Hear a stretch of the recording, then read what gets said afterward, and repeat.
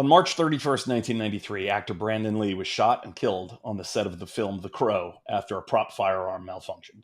Now, as the film's 30th anniversary has passed and a remake is coming soon to theaters, the world is watching as the New Mexico courts litigate a similar tragic on-set shooting, one which claimed the life of cinematographer Helena Hutchins. Injuries and deaths due to the use of firearms on set are 100% avoidable.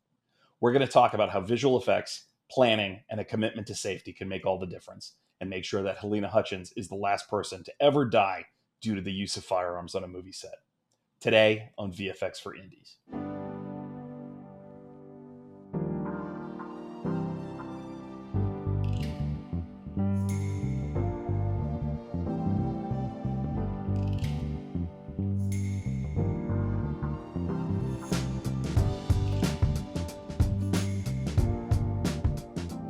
Welcome to this episode of VFX for Indies, a podcast about the intersection of visual effects and independent filmmaking. I'm your host, Paul Denigris, VFX artist, filmmaker, and CEO of boutique visual effects shop Foxtrot X-Ray. This episode is a little different than our usual format in that we're going to discuss one topic in depth and feature the input of a number of our previous guests from our first season. I met Helena Hutchins once, briefly, on a Zoom call when we were doing VFX for a film that she was the cinematographer on called Arch Enemy. The morning I heard about her death on the New Mexico set of Rust, I was in a hospital bed recovering from a heart attack called the Widowmaker. I had had my own brush with mortality, and hearing that she died on the same day due to negligence on set had such an impact on me that when I started this podcast, I knew I wanted to do this episode before I had even booked my first guest. One would have thought that the waves that were made by Brandon Lee's death in 1993 would have ensured that this would never happen again. But here we are 30 years later, and it's still a topic we're discussing. I'm here to tell you, and my guests will support my claim, that on-set gun fatalities never, ever have to happen again. First, let's hear from some of our guests about their relationship with guns, so you understand that this isn't coming from one side or the other of the gun control debate. This isn't political. My guests run the gamut from gun enthusiasts to people who would never pick up a gun outside of a movie set. First, we'll hear from Jeremy Tremp and Scott Condit, directors of the film Max Reload and the Nether Blasters, and the co-founders of Offensive Marketing Group, a company that specifically serves the firearms industry. They're followed by avid shooter Rick Ravenel, who you may remember from the special Star Trek episode that kicked off our first season. Probably both of us grew up around, firearms. Dads kind of had guns, took us out shooting kind of thing. I think that's pretty similar for both of us. Personally, I started taking photos for firearms manufacturers, back in like 2014.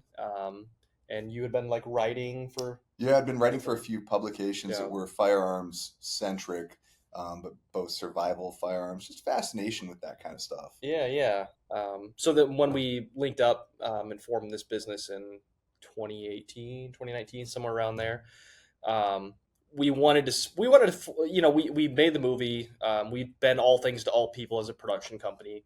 And that's, it's challenging to operate a production company like that. And so we decided, hey, if we were just to specialize and just really knock it out of the park for an industry, what's cool? Like camping, fishing, hunting, firearms, just fun outdoor stuff that goes bang and goes fast and, anything like that. And so we created this company to service the kind of stuff that we're interested in. And so that just took off like a rocket ship, bringing our cinematic, classically trained storyteller mentality and decades of experience to that. Yeah. And that just kind of took off like a rocket ship. And we quickly realized how important firearms safety and understanding everything about firearms was going to be to our success as a business, to operate safely, to service the clients properly, to not make rookie mistakes. The community is very discerning, and they will let you know immediately what you messed up. Oh yeah. And so we took, personally, I've taken over 500 hours of firearms training, from room clearing to sniper, training to all kinds of stuff, just to know more about the community, the products, safety, and to be a better advocate for the community, really, because I think that's an important aspect in this politically charged climate. I guess that's kind of word vomit kind of. No, it was great, man. And a part of it too was through the filmmaking side of our life. There's two facets to that. it's all story, no matter how you slice it. But we've been honored, or had the honor and been privileged to do documentaries and short format docs on pretty much all the big major firearms manufacturers in the States, and getting a chance to talk with their engineers, their technicians, the service members, both military and police, who end up being the end consumer for many of the products that they make. It's been neat to hear their stories. It's been neat to help tell their stories. And then on their side of house, it's incorporating our love for action cinema and, like you said, all things that are big, go bang, explosions, aliens, monsters, Schwarzenegger era cinema. That's big for us too. So we found a way to infuse that through the content we make for a lot of this industry. Yeah, so I'm on a competitive shooting team that I've been on for about 2 or 3 years now. I've trained with firearms for over 8 years, doing training with LAPD, SWAT team type stuff, and then also target shooting, competitive shooting, kind of everything under the sun. I got introduced to guns early on with a little BB gun and wanted to learn safety and just wanted to get better at it. And that led me to doing competitive shooting now. Next, we'll hear from Paul Osborne, director of Fluorescent Beast, followed by Robin August, director of Kill Her. Well, I mean, I'm not a gun guy, but I think I don't know if it's a male thing or an American thing or an American male thing, but certainly guns are exciting. Like, and you see them in a movie, oh, someone's got a gun, or you hold a toy gun and you play guns, it's cool. That said, I have never owned a gun. I do not plan to own a gun. I do not own a gun now, and I will probably never own a gun. And I moved to the UK, and one big perk of moving here is that I don't have to worry about guns at all. And knowing my son goes to school and doesn't have lockdown drills because they're not worried about an active shooter getting into the school, and I know he'll probably come home, not perforated. Those are big things that help me sleep at night. So my relationship is I like him in movies. And growing up, I grew up in Colorado, and I had a neighbor who was a responsible gun owner and owned a lot of guns, and he would go out and we would do with his son, my friend, his son, and we would do the shooting tin cans and stuff. So I've shot guns, I've handled them, I know how to handle them safely. I was trained by him. He's ex-military. That said, I'm not a fan of them in real life, and I am in favor of a lot of gun control. Not complete ban on all guns. I believe that responsible gun owners can be responsible, but I certainly don't think we should have assault weapons. And I'm pretty big on I would like to see a lot of legislation passed in the United States to rein this gun epidemic. That's my relationship with guns. So that said, you include guns in quite a bit of your work as a filmmaker. Right? In fiction, they're very exciting. Yeah. I personally don't own a gun. I'm not saying I probably never would. Just haven't had one in my life. But I did grow up with guns because my father was an ex-police officer, and we used to go shooting when I was a kid. And I've gone shooting recently a few times with him at a range. But other than that, I don't own a gun or carry a gun. But I do know a lot of people that do. Law-abiding guns owners. But I just I grew up around it a lot. So it doesn't scare me as much as some people that might not have had that experience. But I'm also not like a crazy gun person that's packing a bunch of guns. So next up are writer producers Joe Russo and Chris Lamont, followed by director Peter Paul Basler. I've only gone shooting recreationally a couple times. I'm not a gun guy. I mean, I love action movies. I enjoy watching Arnold Schwarzenegger with a Gatling gun in Terminator 2 just as much as I think anybody else. But I don't own a gun. Have no interest in owning a gun. And I will never forget when I was in middle school. our teacher at the time was talking about, getting his son his license, and he put the car keys on the table and he put a gun next to it, and he said, these are equally as dangerous, I've always kind of thought about that, and and obviously, I grew up in a time during the Crow fiasco.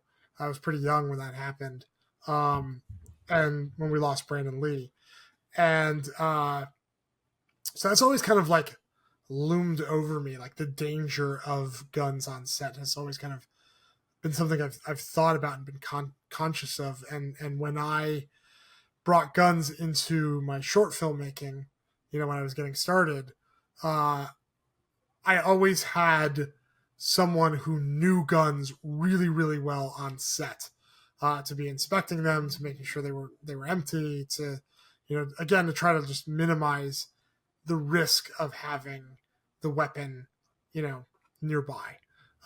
And so I've always kind of been thinking about that, and obviously the conversation around it has been changing a lot, so to speak. What about you, Chris?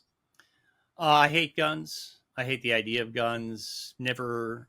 The only time I've ever held a gun was when Joe and I were on the set of Hard Kill, and the weapon or the armor had these badass like machine guns. Remember, Joe? And I held that. I'm like, wow, yeah, this is pretty intense. But yeah, no, guns scare me. And I think that, from a dramatic standpoint too, I mean, just the idea of a gun is a complete game changer when it comes to the dynamic of storytelling as well. I remember somebody once told me, like, once you introduce a gun into a scene, like, everything changes. And so, I mean, and I love action movies as well. I totally get that. But they're needed for story, especially in movies. I mean, how many people like myself have never held a gun really, or shot a gun, but you're sort of, escaping into a world where people will have a lot of guns and shoot them and such. But Lord knows, I hope I never, have to deal with guns ever in my life if I can avoid it. I don't own a gun personally. I am big in the Boy Scouts. Came up through the Boy Scouts as a youth member, and now I'm a leader. And so rifle shooting, shotgun shooting, BBs, archery, that's all part of our program. It still is. And so that's been my connection. Through that program, I shot a 22 rifle. I shot a shotgun. When I was a little kid, I was way into like A-Team, the Star Wars movies and so forth, Rambo, even James Bond. So there was a lot of stuff with guns and gun violence in the media. And so we would play with the toy guns running around the neighborhood. To my mom's chagrin, she was not happy that I did that, but it was something that I needed to sort of get out of my system. It was interesting for me when I got to a certain level in scouting. I did it, and then I was like, all right, that's cool, and then I've done it. I'm politically, aware of gun violence and so on, and worry about that as a father of two, and think that probably some common sense restrictions would be helpful. I kind of know that as sort of a fact in my mind. I'm one of those kind of cats, but overall, I think I've done the gun thing. My kids are in scouts, as I said now, so they've earned rifle and shotgun. I see it as a tool like anything else, right? A weapon can be a tool. But it's not something that's part of my life. I'm not a guy who goes hunting or does, shooting as a relaxation or as a hobby. It's not in my wheelhouse. Lastly, we'll hear from Corey Gilbert and Frank Ziti, who primarily make action movies and often have prop guns on their sets. I have really no relationship with guns in real life. I've never fired a gun. My relationship with guns has always been props in filmmaking. I grew up in Arizona, so when I was born, the doctor cut the umbilical and they gave me a gun. So welcome to Arizona. Now, I grew up target shooting, and never was into hunting, but I've had an educational relationship with guns. So I know about them. I know how they work. I know how they operate. And I watched Die Hard probably like 4 or 5 times in the theater. and then I recorded it when it was on cable on a micro cassette recorder. So I was listening as a child to these sounds, the audio sounds, and I could tell the difference between an MP5 and a Beretta 92. So it's like and what happened for me as a kid, I'm also a freehand artist. So I would draw guns. I would draw the design, the technical specifications of the optics, the scopes, the rails, the stocks, the magazines. So, and I grew up around guns. I don't own any real guns, and it's not a part of my day-to-day life, but as a filmmaker and an action fan, they're a part of it. So now you understand where each of these guests are coming from. Several are very comfortable with guns, while others aren't. But you'll start to hear a pattern in how each of them talks about the use of prop guns on set. Let's hear from Peter Basler again, followed by Frank Ziti. I came up in the industry and I started, it was VFX were not as prominent as they are now. And it was this idea of you shot it and captured it on film, and what you captured on film is what you got. So practical effects was something that I had been aware of as an assistant director, and had some facility in having, a guy with an air gun off camera. So the actor's shooting and then he's actually hitting the target and stuff like that, all capturing it within the camera. So I've had some facility with blanks on set, though I haven't personally used them in a film of my own as a director. So I within Scouts get to talk a lot about filmmaking. During COVID, we actually ran an online camp, and I showed a sequence from El Mariachi, Robert Rodriguez's first no budget movie, which is he's kind of a hero of mine as an independent because of what he did with that no budget. Literally spent $7,000, and he's like a Hollywood guy now. In it, they have a making of, and I show parts of it, but I always have to do a preamble with, I'm not advocating for you to do this. On the real set, you'd have armor, blah, blah, blah. They were holding a weight belt, and they have a blank with a condom full of blood, and they put too heavy of a blank on the guy's chest, and it goes off, and then the guy's in actual pain. He feels it, right? Knowing that, and some of the history as well, my former writing partner was an actor who was on the set of the original Crow, and he was in the scene that Brandon Lee got shot. So it's been very close to me because of that. We collaborated on a few projects in the late 2020s or late 2010s, early 2020s. And it's something that I'm always been sort of keenly aware of from a safety perspective. I also think too, when you come up through Scouts and you're taught respect, there are range rules and all this kind of stuff. It is very regimented in the best sense. There are serious things that you must do in order to hold something that can be deadly. And the safety aspect of it and your responsibility as somebody engaging in that activity is drilled in to you as a young kid. So anyways, I became a person who wanted to be incredibly competent about guns and weaponry. And so when it came to filmmaking, I think it was because of my education in guns. I grew up with the rules, right? Never put your finger on the trigger unless you're ready to pull it. Always be aware of what's behind the target you're shooting, because you're not only going to shoot it, but you're going to shoot what's behind it. Never aim the gun at anything you're not willing to kill or destroy. And that healthy education was like, take it seriously. Do not screw around, because you or someone you know or something will get hurt. So whenever it came to the first, what was the first short I did? I think it was Shooter way back in the day. I used plastic MP5s. These were like cheap Target, Walmart, Kmart, back when there was Kmart, plastic guns that didn't even shoot anything. They just, you pulled the trigger and it was like click, click, click, click, click. But good old can of flat black spray paint would turn that into something that looked good on camera. And then I started to get a little bit of budgeting and got into a couple more shorts. And I started to research that world, and man, I would have loved to have had full muzzle flash like in Heat with the M4 and an on-set, weapons wrangler and safety coordinator and all those things. That would have been great, but that's not my life. So I was the one-stop shop. So I discovered airsoft, and it started with what were called AEGs, which is electric airsoft guns. These shoot a 6mm plastic BB. If you got shot with it, it would give you a little bit of a welt, but it definitely won't kill you. And from there, I learned about what are called GBBs, gas blowback airsoft weapons. You can find these on many different websites all over the world. The biggest popular in the United States is a place called evike.com. They all sell with an orange muzzle tip, and that's the federal regulation. What typically happens is you buy an extra tip that's black, you put it on, and you can only use that on set. Definitely can't take it out in public in that way. But this gave us, as an example, your podcasters can't see it, but this is a gas blowback weapon. None of this is real. And so we're looking at a Magpul Masada 223 caliber assault rifle with EOTech optic and a viewfinder and a Magpul oversized magazine. None of this stuff is real.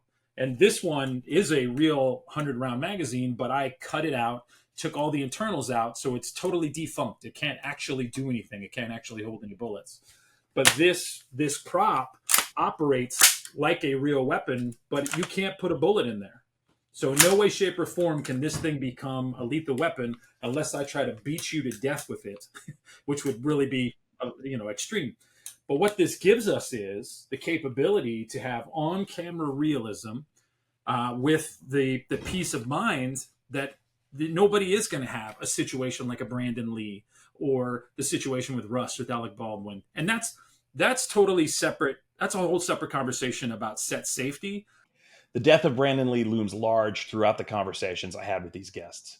Here again are Jeremy Tremp and Scott Condit.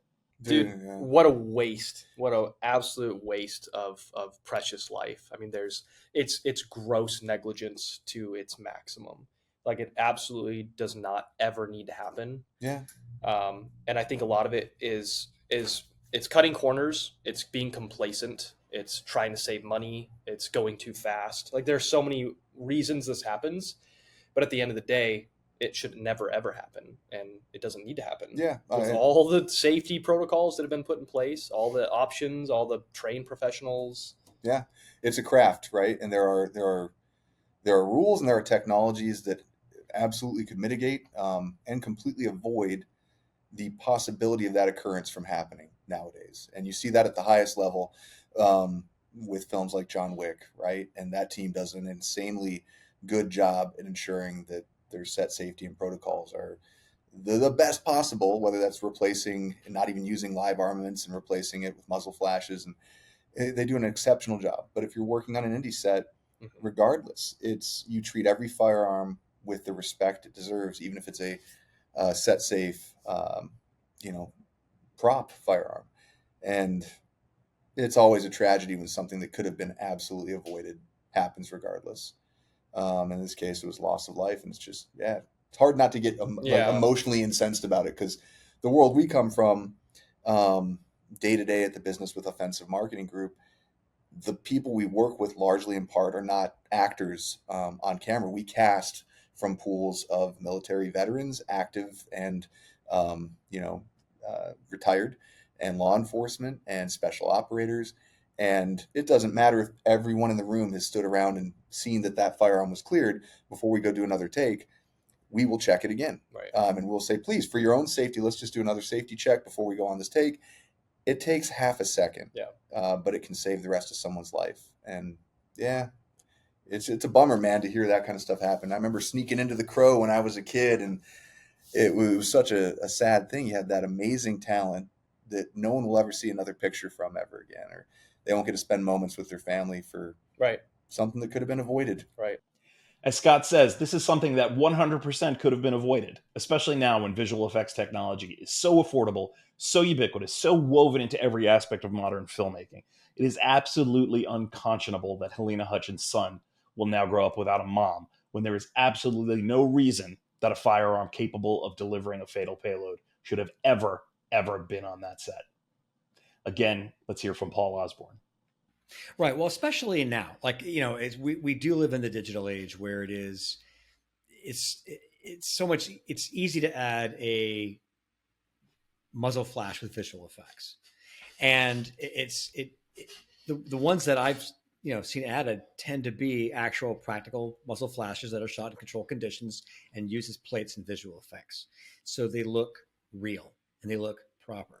And it's less expensive to have a visual effects artist put in a muzzle flash. You can even go on the internet and find free ones. You can build into Avid or Resolve or Premiere that are pretty good and apply them yourself very easily. So it's cheaper than having an armorer and a policeman and all the things. It's safer, and so I don't see the there's no reason to do it. There's no reason to have a live gun on a set. And anybody who's like, well, you lose some kind of authenticity. You really don't. You really don't. If you look at the John Wick movies, which are made by former stuntmen, I mean, I've seen behind the scenes footage, and those are, long tracking shots with actors jumping in and out of frame, shooting each other at point blank range. If you see the behind the scenes footage, there are no gunshots. Those are all added in post-production. There's no live rounds going on. And there's no reason to have them. There's no, well, the muzzle flash looks more authentic. No, it doesn't. Film or film-like video is 24 frames per second. That's 24 still images captured for a second of shooting. When it's played, your eye tricks you into thinking it's motion. It's not motion. There's information missing in between those frames that's not being captured. When you're firing a gun and you're shooting it, you're filming it, you often will miss the muzzle flash between the frames. You'll miss this when you capture it perfectly. When you perfectly capture muzzle flash, there's one frame where that muzzle flash is full on, maybe one or two supporting frames on either side of where you see a little bit of the flash, but it's that one frame. And when you don't hit it right, you don't see it. So when you see a movie now where they're doing live rounds, shooting live rounds on set, they're still adding the muzzle flashes in post over the production muzzle flashes. There is no reason for it, in my view.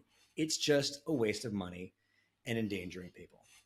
That's my personal opinion. And I would tend to agree with you. As a visual effects artist, obviously, I would much prefer to do visual effects muzzle flashes than they're done on set. A practical one, it's getting the guns, getting real guns, getting the blanks, getting an armorer who's licensed, and they're not cheap. And then you have to have a policeman, an off-duty policeman there. You're paying them like $50 an hour to be there on set every day, every hour. You're doing anything with guns. When you're shooting guns, you have to lock down the set. There's so much more control that has to take place when you're firing live rounds. One of my very first jobs, I was still in college. I was a PA on a John Travolta movie, and this is pre-digital. They were doing, it was live round city, guns, guns, guns, guns. I had a very good armorer and a very good stunt department, and there's a lot of time added in those shoot days dealing with guns. You could do that, or you could, kick an indie visual effects guy a couple $100 per gunshot, and you're done. And you get your film. You don't have to add production days and lock down. Do all these extra controls and bring all these extra people in, and no one gets hurt. Next, Peter Basler shares some of his experiences from the pre-digital era as an assistant director overseeing set safety, and then Jeremy Tremp and Scott Condit will bring the conversation back to VFX. Yeah, so anytime you have a prop gun on set, you gather everybody together as an assistant director, and you walk through with them what type of a weapon is going to be on set. Is it a rubber gun? Is it a air gun that's been modified? Is it a water gun that's been painted black? Is it an actual gun with the firing pin removed? So not only does it look really real, it's going to operate really real, except you can't shoot. And your job is to then it's usually the key grip or somebody from another department to visually inspect what you're saying. And you do that in front of everybody. A set can be a noisy place. A set can be a place where sort of the mechanisms of the set force people to keep moving, even though you need to stop and take a moment. So, I've done that talk many times. It's funny. One of the first big sort of movies I did, and I hadn't moved up the ranks as an AD. They said to me back in the day when I was a little bit skinnier, they said, "Hey, will you play a cop in this scene?" I said, "Sure." All right, go to wardrobe. They send me to wardrobe, and I'm head to toe LAPD uniform. Here's your keys to the LAPD cop car. And so I had to drive it. I'm 6'6". I was like one toe. I was driving this thing. And wardrobe then put my belt on, and the belt had a rubber pistol. And I walked onto set, and the DP threw a fit because we had not had the conversation about, and rightly so, because now there's a weapon on set, even though it's rubber. It literally can do nothing. But who knows what it is, right? Right. We hadn't had that conversation. So that informed me too early on about set protocols and the expectations on set and what you need to meet to make sure everybody's comfortable and working safely. That's great. I'm glad to hear that that the DP, was cognizant enough to stop work and to raise the issue. I feel like everybody on a set, from the above the line talent to the the unpaid intern, everybody on the set has the right to demand safe working conditions. Right. And kind of like you said, and we're here talking to you, VFX. I mean, there's no reason you need even blanks anymore. We do it all the time. We simulate, the firearm, the slide or the bolt going to the rear, round ejecting, a little bit of smoke, and then a muzzle flash. We can do all of that in complete CG without ever having to possibly load, a live round. Yeah. Like Paul, and our guys too, they do simulated down to simulated recoil beyond the mechanics of the firearm itself, cycling around and ejecting a spent shell. We can even alter the body position of the talent holding those guns to simulate that recoil and enhance their performance. So it's like, man, yeah, there's just no reason for it. Mm-hmm. So are you saying that even though you're doing productions for firearms manufacturers and using I would assume real weapons on set, that sometimes you're not cycling blanks or rounds at all through those guns, that you're still doing it in VFX? Imagine if we're doing something that's narrative in a warehouse, we're not shooting a blank, right? We don't have any of that stuff. So we'll simulate all that, right? Unless it's on a range and there's live fire, we're simulating all that. Yeah, they're closed. So there's two sides of our productions. There's the narrative and commercial driven side of it, where oftentimes we'll do simulated rounds discharging. It works. And we can also we've built profiles, like you've mentioned, for what those muzzle flashes look like, suppressed, unsuppressed, depending on the type of muzzle brake or muzzle device that's on it. We know what those things are supposed to look like, and it can be, accurate to the point where you can show it to the operators who are very familiar with actually using those armaments in combat or otherwise, and they won't know the difference. They will be hard-pressed to tell the difference. There's the other side of it where it's product demo videos or actual live fire required videos where we're having to do live rounds. And that's a whole nother level of set safety and protocols we put into place, not only for ourselves, but for the entire team and talent included, in spite of how seasoned they might be. Well, I think that says it all. The fact that you are using visual effects technology to realistically portray gunfire in such a way that it meets with the scrutiny, it meets with the approval of your clients who manufacture the weapons and your target audience who are well versed in how weapons behave, how they look, all of that. You're convincingly portraying the weapons in action safely through use of digital technology. Absolutely. Without endangering anybody. The fact that you can do that at the level that you guys work at Offensive Marketing Group means that there's no excuse for any filmmaker out there to not do the same. Mm-hmm. Because, the argument sometimes has been, oh, well, it's not very convincing. Digital muzzle flashes don't look real. The funny thing is, the vast majority of firearms will not produce a muzzle flash.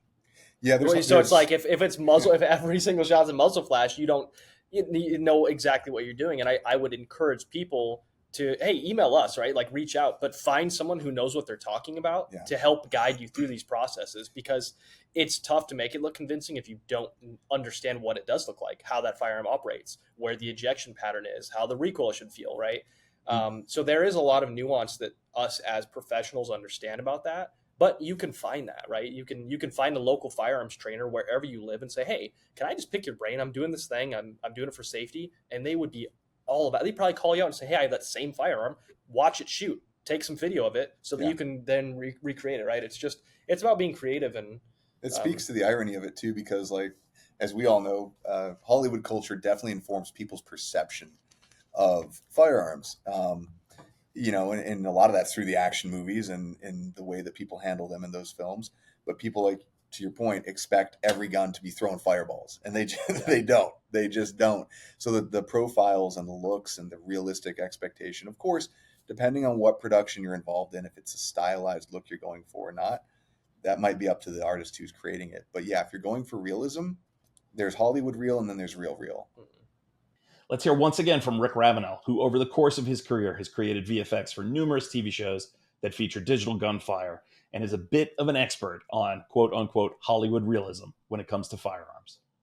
Yeah, so a bunch of the television shows that I've worked on, like Hawaii Five-0, MacGyver, they apparently there's always a gun shootout in Hawaii. I would never know, but so they use both practical guns, and they always want to see muzzle flashes and things like that. So what happens when it comes to us is that they ask us to add muzzle flashes, so it makes the scene feel, more energetic, more scary, and more action. We want sparks and bullet hits and dust hits and muzzle flashes, all sorts of stuff.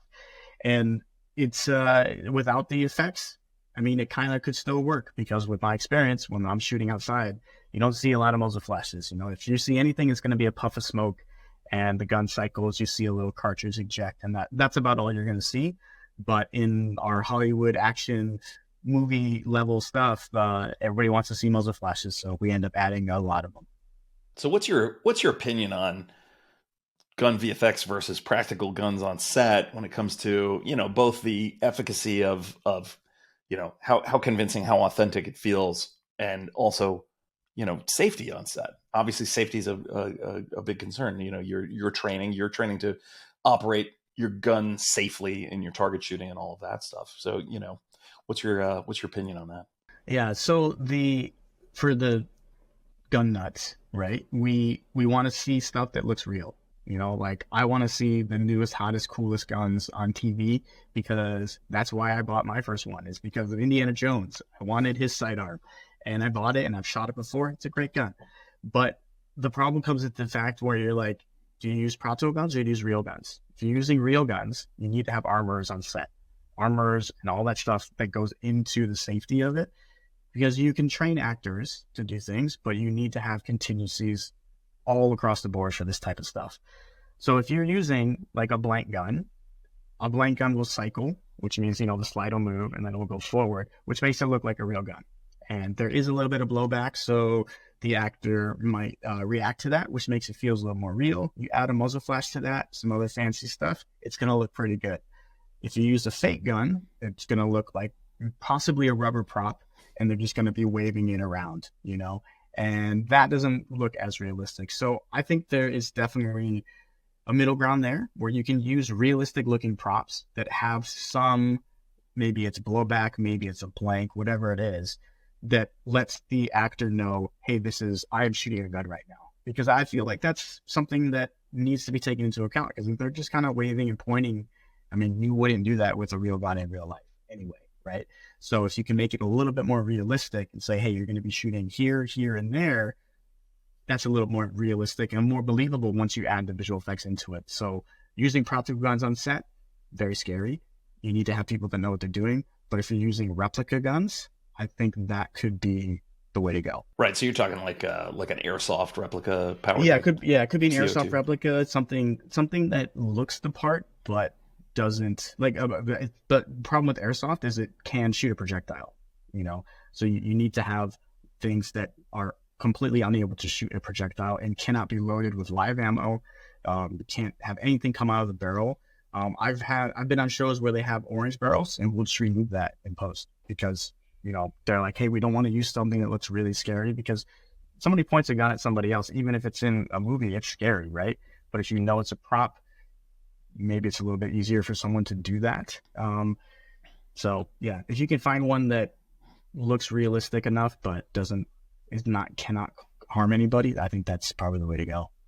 Several of my guests echoed Rick's sentiments here about realistic replica guns augmented with visual effects as a safe and effective substitute for dangerous firearms on set. Here's Robin August, Frank Ziti, and Paul Osborne again. Well, I've never worked with an actual functioning firearm on set. I personally, I don't think that's even necessary at all anymore to have that. I understand if like a production has like, police officers or security that have firearms that are, I understand that, but like a gun that's like actually used on set, like in front of camera, I think is just at this point with, we are a VFX show here. It's like, do you need that? It's, most likely, even if you had a real gun, you're going to have to do some post work. So I feel like it's kind of silly for that to even be a thing. An on-camera gun, a gun you're using to be the gun on camera, I don't think should be real at all. As far as what I've used, like on Kill Her, we had a lot of replicas that had like solid barrels. Like there's nothing can traject out of it. We had one cap gun, and even that was solid. But we still had, like probably a good 25-30 minute safety talk about exactly what this is, that it can't hurt you, what it will do, just so everybody was on the same page. So I always find it kind of amazing that people are, speaking of what happened recently with Rust, was kind of boggles my mind. And we actually found out about that soon after we wrapped Kill Her, when that whole thing came to light. And we were having 25-minute safety meetings with guns that don't even have a barrel. What were they doing? Like crazy. So yeah, that's my thoughts on it. I just don't think it's necessary to be for a real gun to be in front of the camera, anymore. Right. Obviously, we can use visual effects to accomplish a lot of the effect, the smoke, the sparks, muzzle flashes, shell casings being ejected. We've even animated the slide kicking back on a pistol, when filmmakers are using just rubber guns or plastic guns that have no actual action to them. So that became the focus for me: gathering an arsenal, saving up money, buying these props, and having them look as realistic as possible. But that was only part of the equation. Now what we do, and this is really just out of respect for our cast and our crew, we do a full safety check on set, just like it's a real weapon. Number one, nobody's allowed to touch any of these at any time unless it's supervised by me. And then every time we do a chamber check. We open it up, we look down the barrel, we do a magazine check. So as an example, here's a pistol, right?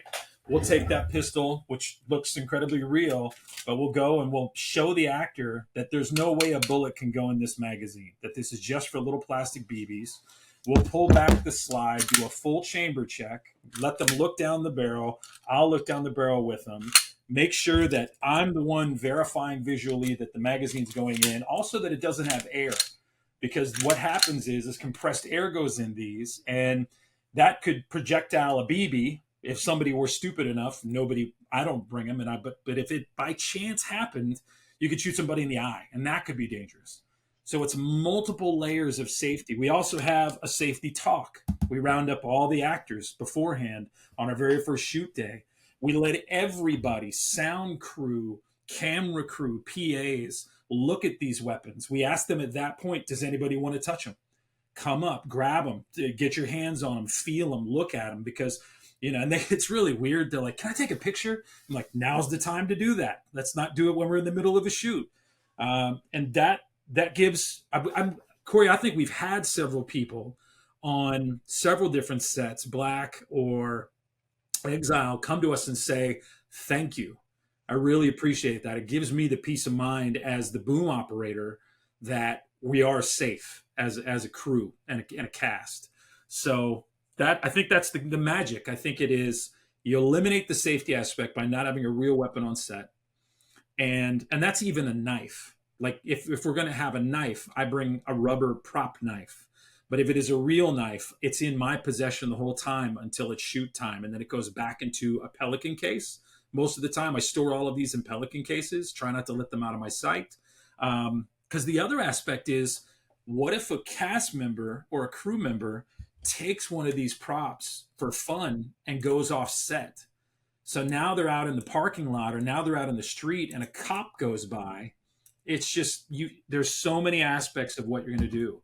That's what boggles my mind. It's like if you had, obviously the type of guns that your replicas or whatever, that maybe they're marked that you could fix in post or whatever, that those are the only guns used on set. There were no, even if they lived in like Texas and they wanted to go off on a day off and go shoot cans, fine, right? It's legal, but there's no way for that gun to actually ever get mixed up with the real guns on. I just don't get that. I feel like there's got to be a very kind of logical way to not have that ever happen again. Right. That is the key. Is you want to have a gun that looks real, and what you want. Actually, the real key is you want to have a prop gun with heft that's weighty, that weighs like a gun. If you have a room full of gangsters and they're all holding guns standing on their sides, you can go get go to Toys R Us or comparable, an existing toy store. Toys R Us isn't existing anymore, but you can go to a toy store and you can buy an orange squirt gun and spray paint it silver and black and have them hold it. I've done that. But if any primary actor is waving around a gun, it's got to have weight to it. So the thing that I do is I use airsoft BB guns. They're replica guns. They're replicas. They are molded to look exactly like guns. They're made with metal. They feel like they have the weight of guns. They have clips. They do have the little red tips on the end, so you have to go and remove those. There's on YouTube there are videos on how to do that. But if you're in Los Angeles, there's a store that sells these in Eagle Rock. I forget the name, but it's the only airsoft store in Eagle Rock, California. If you go there, they have it's nothing but they only sell airsoft. So one, you have an incredible selection. Whatever you need. But also, if you tell them it's a prop, they will remove the red thing for you for like $5. Additionally, they will pin the cartridge on the inside, which what it does is it prevents even BBs shooting through the gun. So really, truly, nothing can be loaded. Because these are airsoft guns, are BB guns, but if that's pinned, then it will never fire a BB again. And so you don't even have the risk of someone taking the gun home for the weekend and playing with it and forgetting to take the BBs out on Monday when you're filming. Like it's totally empty. Also, what this does is it prevents it from dry firing accidentally. So you can fire, and it doesn't dry fire on you. And the way you power the gun is stuff called green gas, which you can buy online. It's like $10. It's a can of gas, and you basically pump it into a nozzle in the base of the gun, and it powers the gun. So normally, with a real gun, you have a live round. It'll explode in the shell, and it shoots a projectile and causes the gun to recoil and kick back. What this does, this emulates that by releasing a small puff of gas, a small puff of air, essentially. It causes the gun to have recoil. And it has kickback, and it has the hammer flies back, and a little puff of smoke comes out the tip. So it replicates the motion of shooting as well. So not only are you actually holding something that's weighty, when they fire, you have the hammer flying back, and you have an actual recoil that they can react to. So it basically it gives you the sensation of, and the reality of a gun shot for performance and visually without the actual muzzle flash and loud crazy noise, and of course the projectile. So that's what we've done. We've always used those, and that's been kind of our ace in the hole, is using these kind of guns. Yeah. If I recall correctly, the first time that was those type of prop weapons were used on a film where the muzzle flashes were added digitally was the Robert De Niro movie Ronin. And is that right? That's 25 years ago now. Yeah, that was more. That was 1998, I believe. Yeah. Yeah, I So believe it's 25 years ago. Yeah. I remember, when I was still writing and directing, I, like you, often included guns in my films. And we used airsoft guns from as far back as 99 or 2000. Right. The fact that that's not standard operating procedure on film sets in all circumstances, it's hard to believe. It mystifies me, but is that often enough that store in Eagle Rock that I use for my prop guns, they do it often enough that that's like, oh, you're doing this. Okay, we'll do this. We'll prep them for you that way. It's actually done a thing. It's done enough. They had just done one of the Transformers films, so it is major movies. It's not a low budget trick. It really should be across budgets. And honestly, I don't understand why anybody would choose to do it a different way. There's no reality being lost, in this. It's not. Is it a nostalgia for the smell of sulfur? I have no idea. I don't get it. Why any stunt person would agree to participate in a film with live rounds is beyond me. I would think the stunt association would be like, nope, sorry. That's just, it's an unsafe working condition for no reason. I just feel like there has to be some kind of absolute, just hard line that says you can't do this anymore. It's just unnecessary at this point. Right. So I don't know. I really don't know the answers. I just know that just seems like the most logical sense to me. But, people are going to do what they want to do sometimes and break the rules. So, unfortunately, I feel like this probably isn't going to be the last time that this happens. I hope it is. But, yeah, me too. It's like you can't have a dog or a horse on set without the SPCA signing off on it, for safety. You can't have you can't have on-camera nudity without SAG and the person's agent and stuff signing off on that. There really needs to be some sort of a rider, I think, in union contracts that say if real guns are used, the performers, stunt performers, extras, actors all have the right to say, nope, not doing that. Mm-hmm. Yeah. And crew people for that matter, it's a safety thing. You wouldn't go on set with defective lighting equipment that could potentially electrocute your crew. And exactly. Just be like, all right, whatever. We have to do what we have to do to get the shot in the can. You wouldn't do that. And so, walking onto set being irresponsible with your weapons is the same thing. Yeah.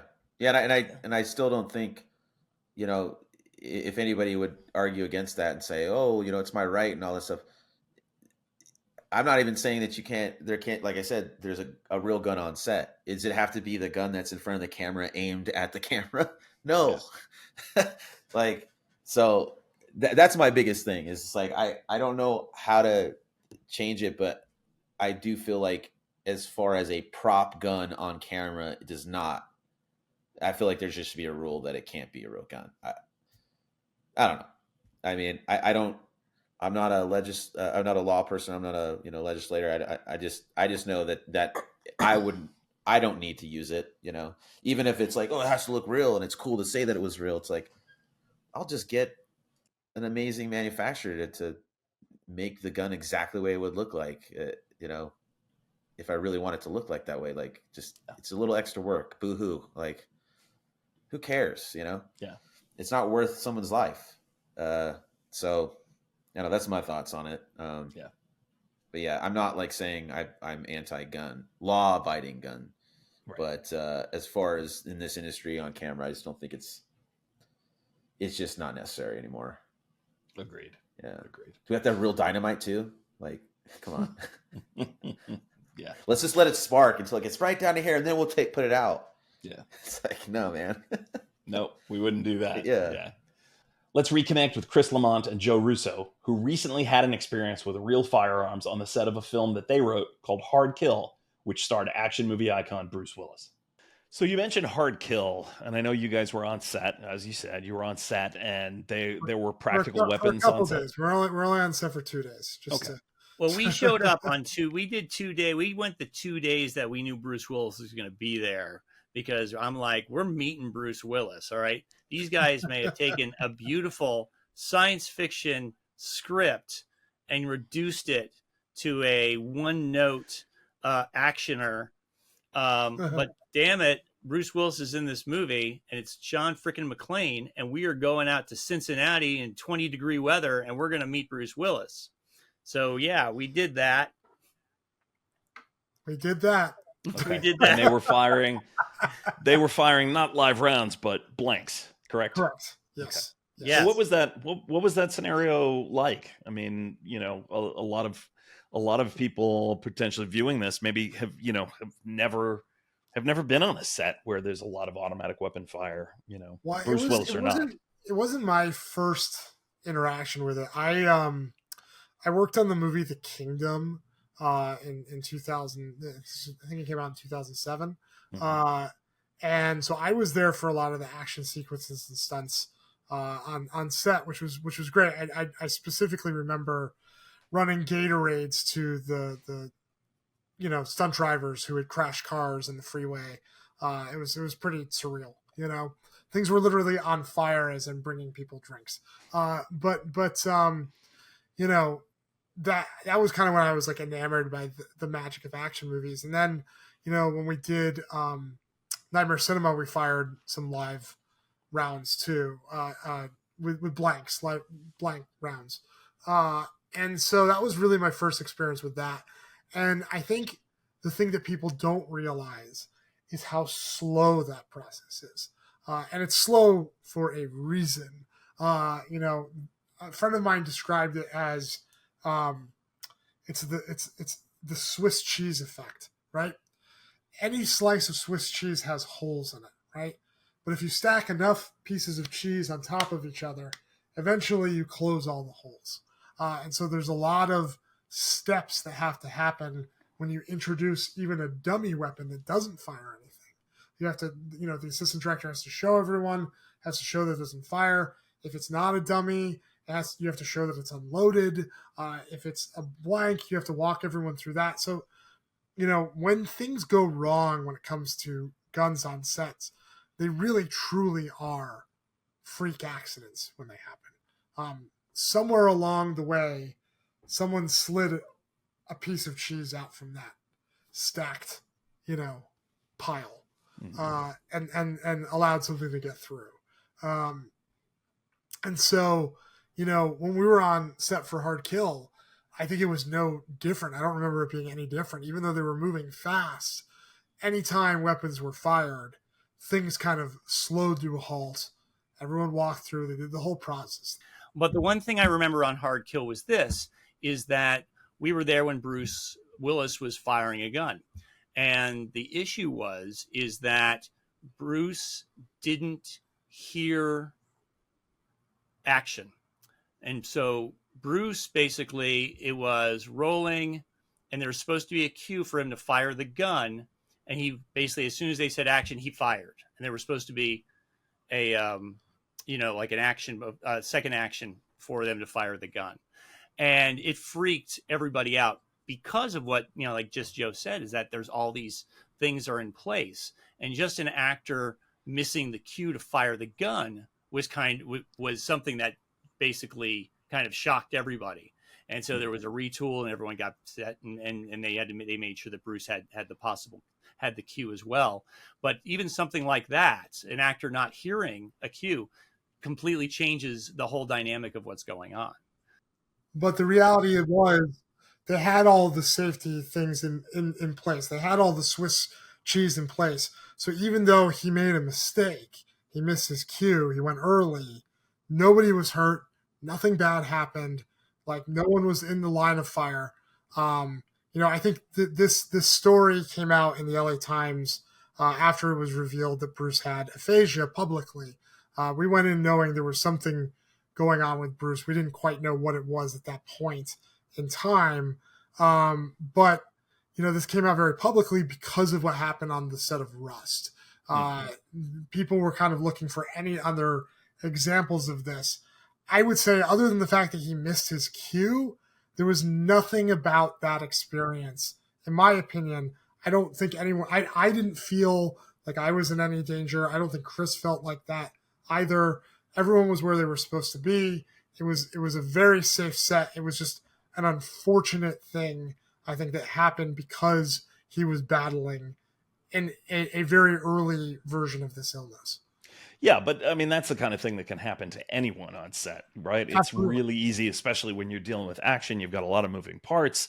You know, you may be wearing hearing protection while the guns Oh, are we being all did. fired. We all had All of that sort of we all stuff. had ear protection on.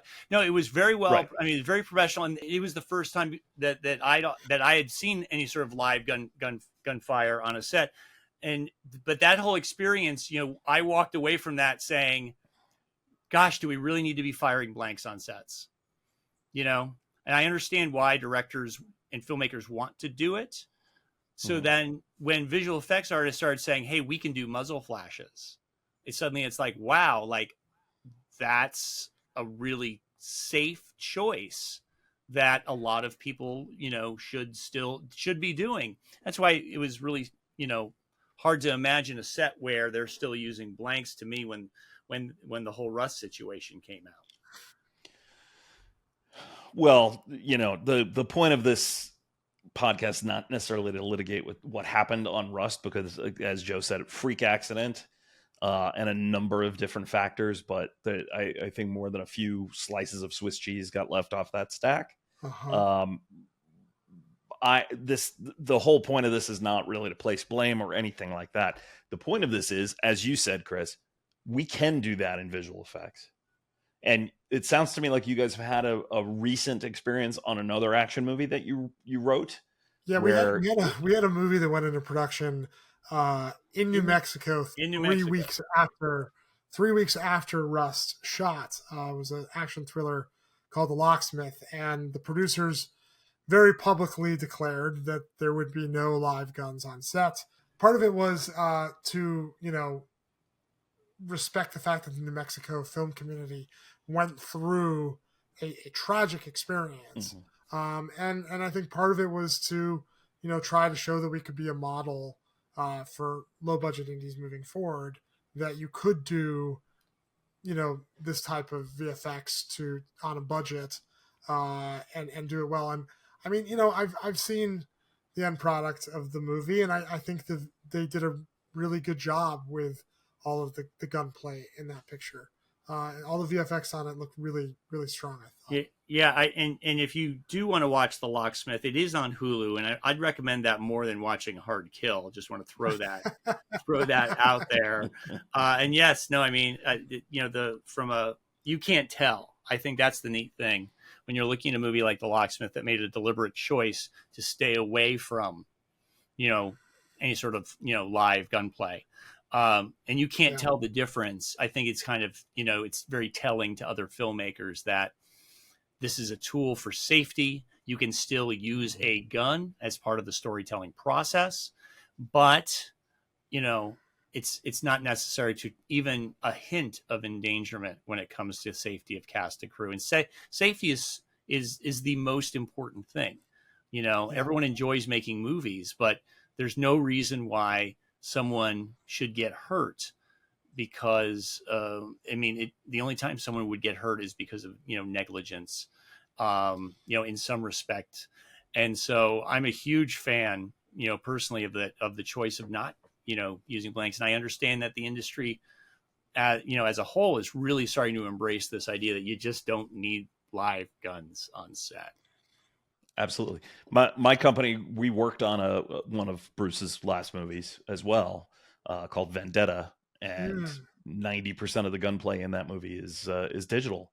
There is a sequence where the lead is training on a range by himself. He's the only talent on screen, and he's firing blanks.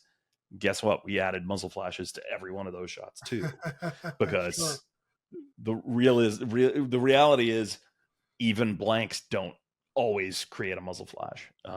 And so, you know, we were adding that, and yeah, part of it is he's rusty and he's trying to get back in the groove of using weapons, and he's reacting to the recoil, and it's, you know, and it's showing him going through that training.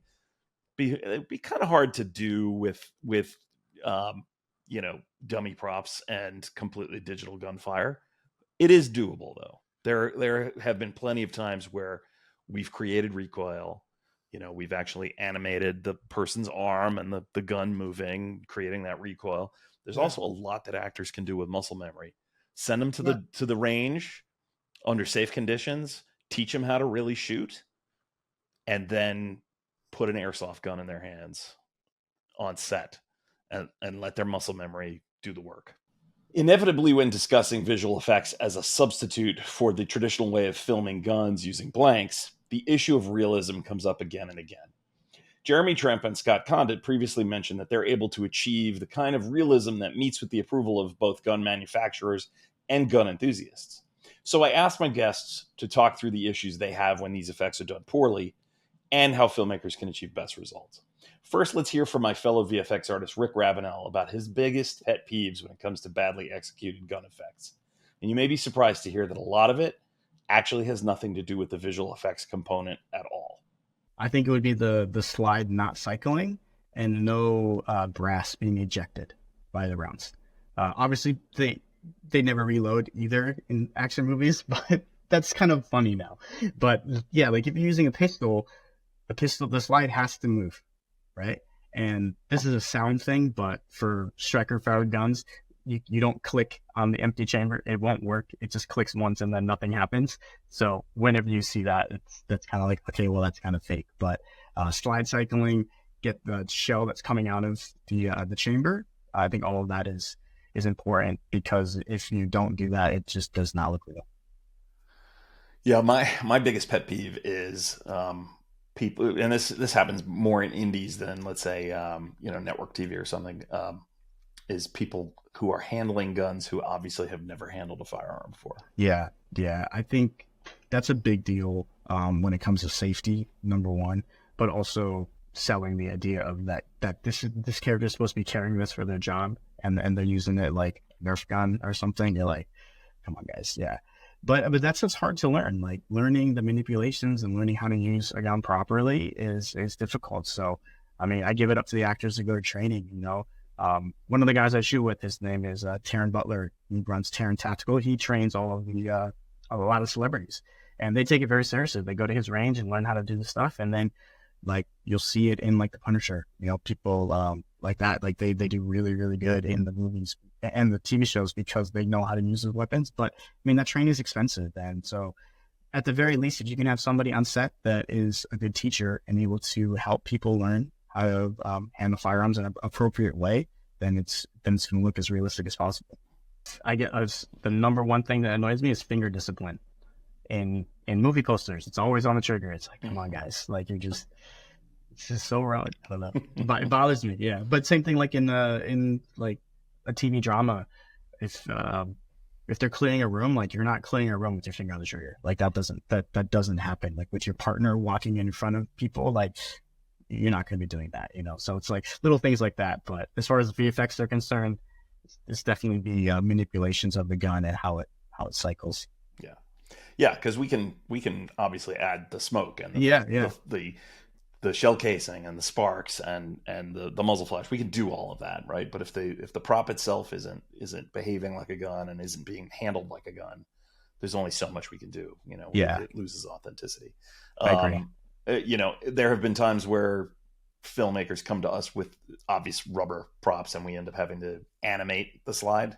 Yeah. Because it only happens over the course of 3 frames, and it's doable, but it still never looks as good as it works, Yeah. But like there've been times where I've had to do a whole sequence of gunfire, and I asked them like, hey, well, can I take the time to put this in, So I'll paint out all the slides, move the slides, I'll add like, recoil to like the shoulders and the arms and stuff, just so it feels a little bit better. Mm-hmm. Add all your interactive lighting, add your shells coming out, smoke coming out of the front, or sparks, muzzle flashes, whatever it needs to be, and make it feel like it's a real thing. Because I do shoot outside, and I have a lot of videos of me shooting outside, so I can look at it and be like, hey, this is what it would look like for real, and they're like, yeah, we don't want that. We want it to look like this. You're like, okay, I just needed to show you what it looked like, And when I go to the range, I'm out there with my camera taking photos of bullet holes and like shells and all that kind of stuff, because that's all reference for me, I took a class where we were shooting out of cars, like through windshields and things like that. You can bet I had the cameras rolling for all that, just to see what it looks like and how the shapes of these bullet holes and things look like, because it's important to see. And you don't really get the opportunity to see that very often, if you do look it up, it's going to be all movies. And it's going to be stuff that they probably did VFX on anyway. So you're just referencing VFX. Let's hear again from Scott and Jeremy, who unsurprisingly echo Rick's sentiments about training. For them, training ensures not only safety, but realism. Yeah, train. Seek training. Seek training from qualified professionals. Yeah, if you are really passionate about making something, and you want, maybe that's like your niche, right? You want to make action movies, right? Because it's hard to go, the investment in training it's not inexpensive, and it's not, it takes a lot of time. So it depends on how willing and how much are you going to be doing this. But yes, ultimately, if you want to be the safest possible, yeah, seek firearms training. And if you want your performance to be as believable as as an possible, actor, too, as an actor, you want to know what that gun actually feels like. You want to learn a few things, man, because like Jeremy was saying, our audience and modern audiences too, just through YouTube and the enthusiasm for firearms culture, firearms sporting training, people know a lot more than you think they might. Like, don't assume your audience is dumb. And the hand position on a grip or finger placement, or the way that you are carrying your firearm low ready if you're, engaging in a certain scenario, all of that stuff can come under scrutiny, but you can learn a lot of those best practices in an hour with a great trainer. Right. And even a simpler thing is YouTube. I mean, you can look up Firearm Safety 101, right? And I'm sure there are a million different videos. Just watch a few of them. And then if you have, who doesn't have like a prop gun or a toy or anything? Just try it out on that. Hold it, finger straighten off the trigger. Don't point at anything you're not intending to destroy. What's your target and what lies beyond? All these very simple things and techniques, and really just drill that in so that by the time you are on set and you have that you are respectful, and everyone's going to be very safe. Yeah, and that's a key takeaway too. As we were thinking, we heard about the instance, the instances, unfortunately, of firearms tragedies on set. If all of the rules that you would apply as if that were a real firearm on a hot range were applied on a film set, a lot of these things could be avoided. Now, there's obviously more technical issues. If you're not using a plug gun and you're using, blanks, that's a whole nother discussion when it comes to having, again, qualified armors and proper set protocol in place. Yeah. But I remember I was on respect. Yeah, I was on a film in probably 2009, 10, and I was an AC, and the DP, we're on the end of a dock, and the shot is the guy's running, he's walking towards and just shooting, and the guy, falls into the water. And I'm sitting there on the side of this dock on the lens, and this dude, they're using blanks, and he's just boom, boom, boom, boom, boom, just shooting. And it's like, at no point did anyone come up to me and say, hey, here's the safety protocol, here, it's a blank gun, and it's just like, hey, you're just going to get shot at. Here's eye protection. Trust that it's, good. Yeah. If you're in that position and you're on set and something that's going to happen, be sure to take your own safety in your hands and say, hey, I'd love to. The armor, the tech advisor, can you run me through this? Show me this is a blank that's not loaded every single take, because you, at the end of the day, you are also responsible for your own safety, as silly as that may seem. Yeah. And everyone feels that pressure on set too. And that's the tragedy, man, too, is like on an indie set, especially, take the extra 10 seconds. If people are saying we don't have time for safety, get off that set. Yeah.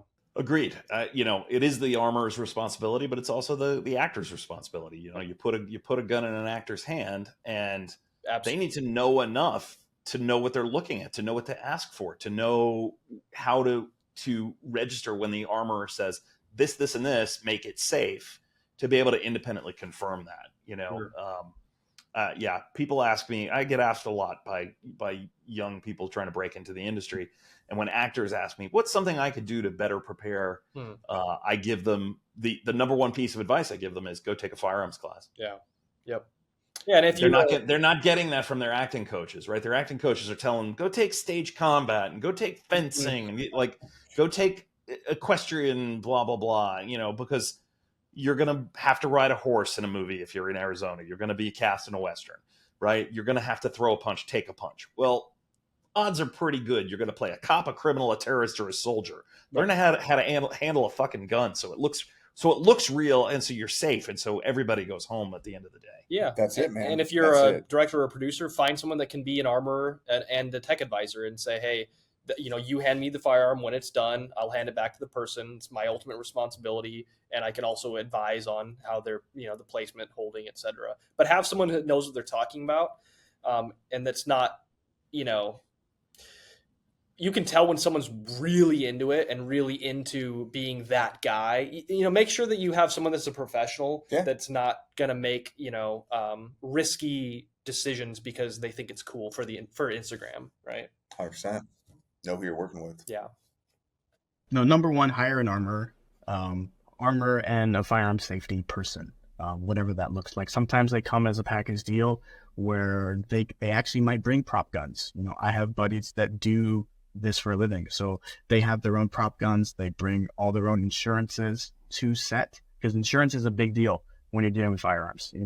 They are also firearms instructors, so they have their own insurance. But if you're bringing any sort of live weapons, even if they're replica stuff, you got to have insurance, or because you don't know what's going to happen. Somebody could throw it at somebody else and they're like, well, somebody got hurt on set with a gun. This is horrible, but they're also going to teach everybody safety. Number one, like, they should be running everybody through like your basic 4 firearm safety rules, running them through how they want them to choreograph and use the firearm in the scene. And the only person that should be handling the firearm when it's not in the actor's hands is the armorer. And it's the same person, it's never anybody else. They clear whatever it is, give it to the actor, let them do it. Then they're the first person back on there to take it away.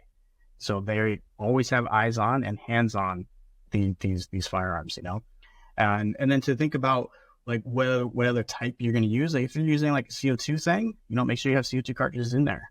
Make sure it's actually going to work and run the way you want it. Test these things, before you get there. Like this is in your pre-production phase, like, talking to your armorers, talking to your firearm specialists, like, hey, this is what I want to do, and listen to them, because that's their job. Their job is to keep everybody safe, and it is you too, And then when you're planning for the visual effects part of it, really try to count out how many rounds you think people are going to be firing. That's sort of the gun nerd in me. It's like, people don't have unlimited capacity magazines, and if you're going to do a reload, if you want to get brownie points with the people that watch these things, have them do a reload properly.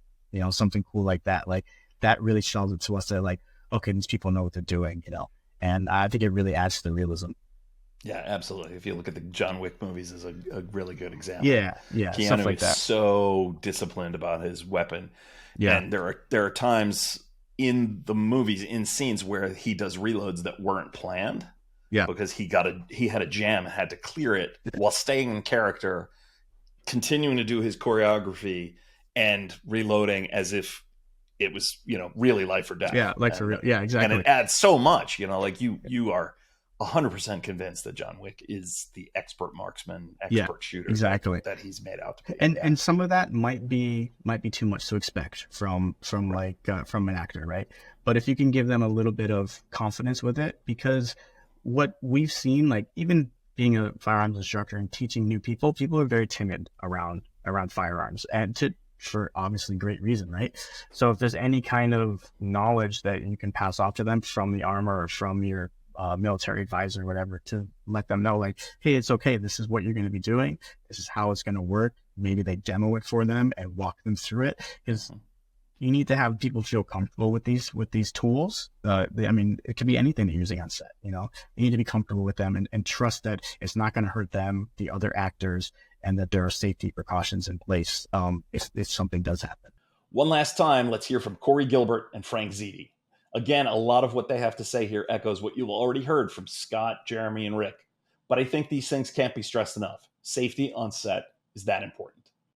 What's great is that you can do it all in post now. My recommendation is to work with someone like Frank, who knows about this concept, or this new, the style of props that he's talking about, the gas powered stuff, because they're completely safe and they're not real and they're not lethal, but yet they're completely accurate.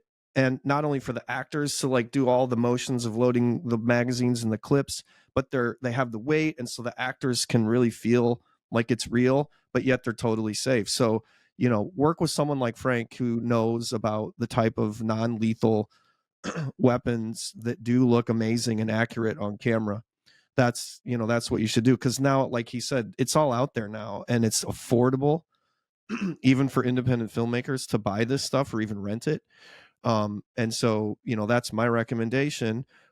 Then I would say, as far as like, oh, and then you can just do all the muzzle flashing in post. Well, it depends, right? I mean, if there's like 4 or 5, that's great. But what if your whole film is like a whole war scene and then you got hundreds of muzzle flashes? Then it's like, well, how much does that cost? But it's still at least safe, right? So that would be my answer to all of that. Work with someone like Frank that's steeped in it, that's a professional, that's completely schooled in all of it. And basically, Frank, at this point, I don't know if there's a license for what it is you do, but if there was one, you've got one. So go get it. Go get that. That's it. Yeah. And then do the rest in post, because it is attainable and affordable nowadays, even for independent filmmakers. Great answer. And then you can give great people like Paul and his team work that they love to do. Amen. How can we achieve best results for gun scenes safely, right? So we've talked about the prop side of things at length and in detail, which is great. It's all awesome stuff. The demos of the gun, the couple of guns, great, right? So talk about what's the next step, right? So now you've filmed with these realistic props. What do we do next? Well, real quick, I would go back before you filmed. There's a couple of suggestions or recommendations I would say. First thing is, see if there's an acting class that has tactical training in your neighborhood or in your state. There's a lot of these now where they'll have plastic guns, and sometimes a law enforcement officer has been hired or somebody who's former military, and they'll teach you and your actors not only how to operate these weapons and make it look good on set, but they'll give you a safety briefing as well. They'll really lean in and tell you, and you can sort of copy that and bring that to your set. If you don't know how to give a safety briefing, or you don't know you're not conscious of all the things people might be worried about, sometimes those instructors in those local acting classes on how to look authentic playing a police officer or something, they do offer those, and just Google that in your neighborhood. The other element I'll say, and I said it before, but it bears repeating, your set, your location is kind of going to dictate what you can and can't do with prop weapons. So we try anytime there's a prop weapon to make sure it's a totally closed and locked down set. So no exterior windows, nothing that, it's going to go on the outside. But if you have to do that, on our shoot Robbed, which was in a bank, we actually went to a bank, and this was back like 12 years ago. They're like, yeah, you can come in here with your prop guns and shoot your short film. But we hired a Chicago police officer. So it doesn't cost a lot. You get a police officer on set. They notify the precinct where we were. But even with that, we still had 2 times that cops were called and came to the parking lot. The second one was near the end of the day, and they were almost surrounding the parking lot. And they were at the door, and our Chicago cop who stayed with us all day, he went out and talked to him. So, I can't really express that enough. If you're going to bring something in here that's this terrifying to what I would believe is at least half the public these days, you want to make sure that you are controlling the environment. So lock down what eyes are seeing what you're doing, and get permission, get permits, don't skimp, hire a police officer. They're just gonna look and see if you have insurance and you're doing it the right way. But from a post standpoint, how is the weapon held? What's in shot? Are you going to use gas blowback? Well, great. What that does is it cycles the slide of a weapon like this, and now the VFX artist is going to try to put in a shell casing. Number one, is it necessary? Is it a slow-mo shot? Do you need that? Do you need to do some slow-mo shot, or can you use audio to sort of do what you need to do? What's the reason for really showing the muzzle flash? But if you're going to do it, I've learned this from you, be aware of what's in the background of the tip of the muzzle. Is it another moving image? Is there a lot of action? Are you swinging the gun across the camera? You want to just, like we said before, coordinate with your VFX artist what you're going to do and how you're going to do it. Absolutely. I think there's a lot of smart solutions. And I do think it's about bridging, what we've done in the past with what we can do in the future. Before I make my closing remarks, I want to thank all my guests: Scott Condit, Jeremy Tremp, Peter Paul Basler, Paul Osborne, Robin August, Chris Lamont, Joe Russo, Corey Gilbert, Frank Ziti, and Rick Ravenel. I really appreciate all of you taking the time to appear on this episode and sharing your expertise, your experience, and your passion for this topic. Here's the thing. I want this to be the last time we need to do a special episode like this in response to an on-set tragedy. I want Helena Hutchins' death to be the last time someone loses their life on set due to the use of firearms. We can eliminate 100% of future on-set gun fatalities by just eliminating the thing that causes them: functional guns. A little more planning, a little education, and a commitment on everyone's behalf to safe practices is all it takes. And I mean everyone. Making a movie is a collective effort in every regard. Safety should be no different. Everyone on set, from the highest paid star or executive producer to the unpaid intern, has the right and the responsibility to say, if this doesn't seem safe, can we just take a beat and make sure that it is? No one should ever die to make a movie, period. We're an industry that gets to play make-believe for a living. We're not curing cancer. We're not saving the environment. We're making pretty pictures to make people laugh and cry and cheer. No movie, no TV show is worth someone's life. So let's collectively, as an industry of intelligent and creative people, say, no more. No more. If you have questions about anything we've discussed today, please reach out to me anytime through my website, foxtrotxray.com. I'm happy to lend you my expertise on this subject. Thank you for being here for this episode. Keep making movies safely, and I will see you next time on VFX for Indies.